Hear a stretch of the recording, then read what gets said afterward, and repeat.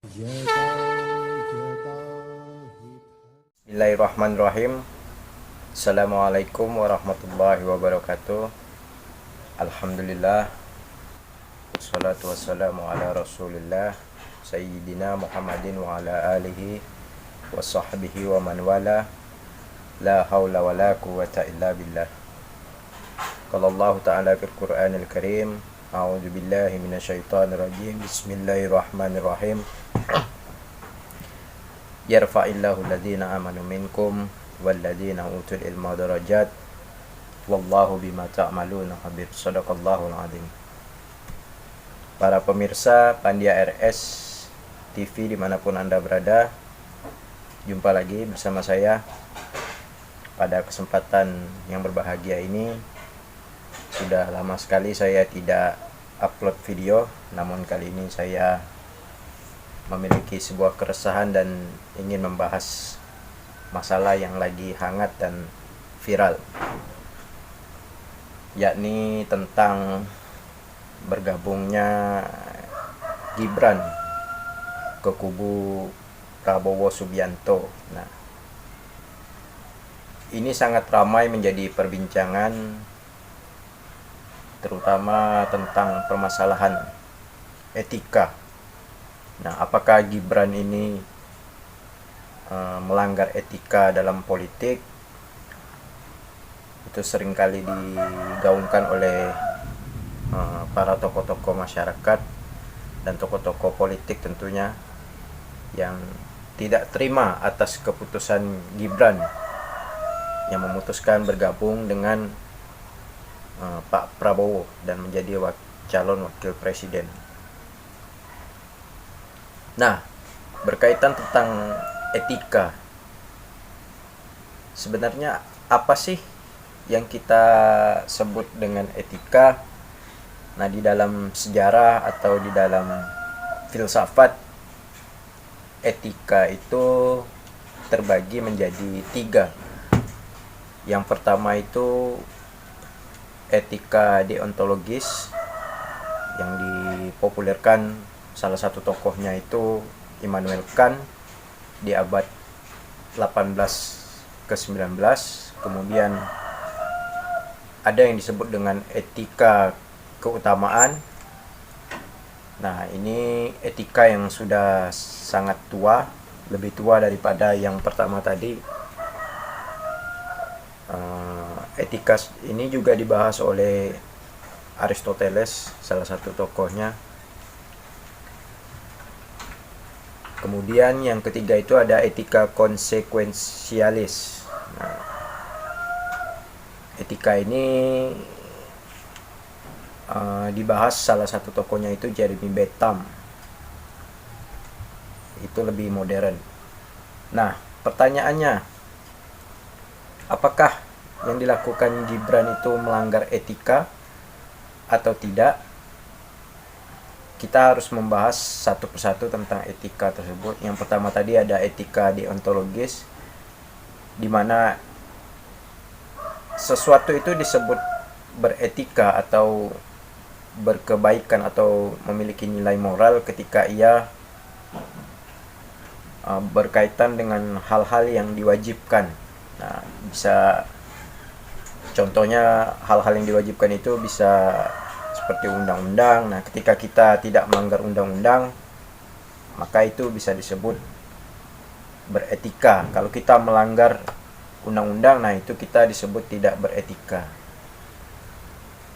Begitu juga di dalam kitab suci, ketika kita melanggar perintah-perintah yang ada di dalam kitab suci, kita disebut orang-orang yang tidak beretika. Nah, itu etika yang pertama. Etika deontologis yang berdasarkan tolak ukur kewajiban. Nah, kemudian yang kedua tadi ada etika keutamaan atau virtue ethics, di mana seseorang itu dianggap beretika itu ketika ia menjalankan hal-hal yang menjadi keutamaan di dalam masyarakat. Nah, misalnya hal-hal kesepakatan-kesepakatan dalam hal budaya, adat istiadat, hal-hal yang diutamakan di dalam masyarakat tertentu. Nah, itu yang disebut orang-orang yang beretika ketika ia menjalankan keutamaan-keutamaan yang ada di dalam masyarakat tadi.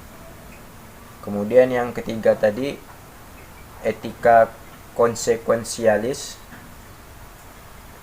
Nah, konsekuensialis ini sesuatu itu dianggap beretika ketika itu berdampak, bermanfaat bagi dirinya pribadi atau golongan masyarakat. Nah, ketika hal-hal meskipun tidak ada di dalam aturan ataupun kewajiban yang tertulis, namun ketika hal-hal itu ketika dilakukan bermanfaat, maka itu masuk dalam etika konsekuensialis ini. Nah, apakah etika itu masih berlaku di dalam dunia politik? Nah, itu yang menjadi pertanyaan, mengingat terjadi pergeseran makna tentang pengertian politik tadi, di mana politik yang seharusnya bertujuan untuk mencapai yang namanya eudaimonia, kalau kata Aristoteles itu, bergeser menjadi kegiatan untuk memperoleh kekuasaan. Nah, ini yang menjadi permasalahannya. Ketika politik bergeser menjadi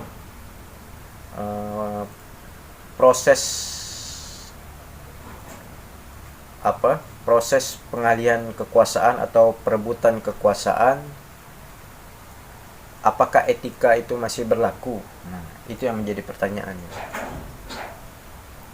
Terutama di dalam sistem-sistem yang memang saya rasa sistem politik di negeri kita ini, di Indonesia khususnya, itu mengedepankan sikap-sikap pragmatis. Nah, sehingga orang-orang itu mementingkan tujuan hasilnya. Terlepas itu melanggar etika atau tidak, yang penting tujuan mereka itu tercapai. Nah, di dalam politik. Nah, para elit-elit hari ini, kita tidak bisa menyebutkan satu persatu, tapi yang dapat kita tangkap ya memang sikap-sikap pragmatis dari para elit ini yang membuat gambaran etika itu menjadi tidak terlihat lagi. Etika di dalam politik itu tidak terlihat lagi, karena itu tadi, yang penting itu adalah tujuan, sikap pragmatis, kemudian juga oportunis, memanfaatkan situasi untuk menang pastinya dalam pemilihan. Nah, itu yang jadi permasalahannya. Apakah etika itu masih berlaku? Atau mereka menggunakan etika yang ketiga tadi, etika yang ketika bermanfaat bagi mereka anggap itu tidak melanggar etika atau melanggar nilai-nilai moral yang bertentangan. Jadi kita sulit menilai apakah yang dilakukan oleh Gibran ini melanggar etika atau tidak di dalam politik, karena kita tidak tahu apakah ini bertujuan manfaat tadi. Kalau memang ini bermanfaat, maka bisa jadi apa yang dilakukan Gibran tadi tidak melanggar etika di dalam politik. Tapi ketika kita merujuk kepada etika yang pertama, etika deontologis tadi, maka ada hal-hal yang memang dilanggar. Penetapan Gibran sebagai wakil presiden yang awalnya ada peraturan bahwa batas usia maksimum atau batas usia minimum yang menjadi syarat-syarat untuk mencalonkan diri sebagai calon wakil presiden itu diubah kemarin di MK. Syarat umurnya tetap 40 tahun, tapi kalau orang tersebut pernah menjadi kepala daerah, ia bisa maju menjadi cawapres di dalam pemilihan umum. Nah, ini kalau memang dikaitkan dengan etika deontologis tadi, ini melanggar etika atau melanggar hukum. Namun itu tadi, kalau dikaitkan dengan etika konsekuensialis tadi, apakah ini bermanfaat atau tidak, nah itu kita tidak tahu, karena tujuan para pemimpin ini memang ingin menang. Oke, mungkin segitu saja yang bisa saya bahas. Mudah-mudahan ini dapat menjadi bahan pikiran kita untuk memilih di tahun 2024 mendatang. Yang kita harapkan adalah pemilu itu berjalan dengan lancar,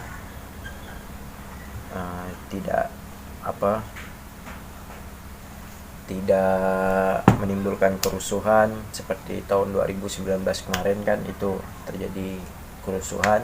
Nah, alhamdulillah tahun ini pemilihan umum juga ada 3 calon, sehingga pergesekan antar pendukung itu agak berkurang. Oke, kurang lebihnya saya mohon maaf. Wabillahi taufiq wal hidayah. Assalamualaikum warahmatullahi wabarakatuh. Jumpa lagi di video selanjutnya.